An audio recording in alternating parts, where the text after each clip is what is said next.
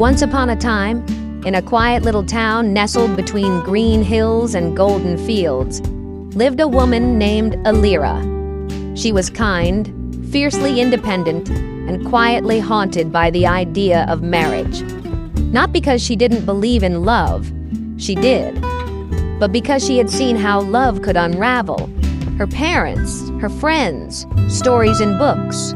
Too often it seemed like marriage meant losing yourself. So she built a quiet life.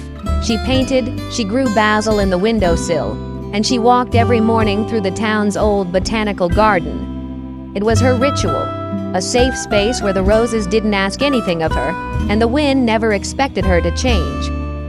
One day, in early spring, a man named Sam moved into the cottage next door. He was gentle-eyed, quiet-spoken, and always wore mismatched socks. He wasn't flashy or charming in the usual way, but there was something steady about him, like an old oak tree. He smiled like he meant it, and he listened like your words mattered. They met, not dramatically, but simply, over a spilled bag of groceries and a shared laugh. And then, slowly, over weeks that turned into months, they began walking together through the garden. He never asked her where she saw herself in 5 years. He never told her what she should do.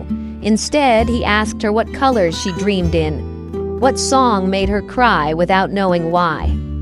And one day, when she showed him her painting, shy and hesitant, he looked at it like it was the sunrise. Love, Elira realized, could feel like peace. She noticed how Sam never tried to fix her silence. He simply waited inside it, like someone keeping the fire warm on a cold night. When she forgot her worth, he didn't give a speech. He just held her hand a little tighter, like a gentle reminder. You are not alone. Over time, something unexpected began to bloom. Not fireworks, not drama, but something softer, like trust, like being able to exhale in someone's presence.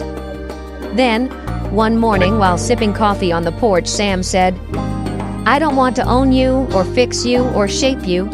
I just want to walk beside you, whether it rains or shines, whether we marry or not. But if it helps to know, I believe in a kind of marriage that feels like friendship with roots, not chains, not demands, just deep soil where two people grow. Elira stared at him, and something inside her, something tight and braced, softened. Because maybe marriage wasn't a prison, maybe it was a garden, and maybe the right person didn't come to clip your wings, but to build a sky beside you. They didn't rush. A year passed, 2, and then, on a golden autumn afternoon, they stood together in the garden where they first walked. He didn't kneel. She didn't cry. There were no grand speeches, just a question. Shall we keep walking this life together? And an answer, yes. Not because she needed him, but because love, she realized, is not about filling a gap. It's about choosing, every day, to walk with someone, not to escape loneliness, but to share the joy of being found. If you're afraid of marriage, it's okay. Fear comes from stories you've seen, maybe even lived. But love doesn't have to be a battlefield or a rescue mission. It can be a garden, and the right person won't ask you to shrink. They'll water your roots and grow beside you, so breathe. Love when it's real is quiet, steady, and freeing.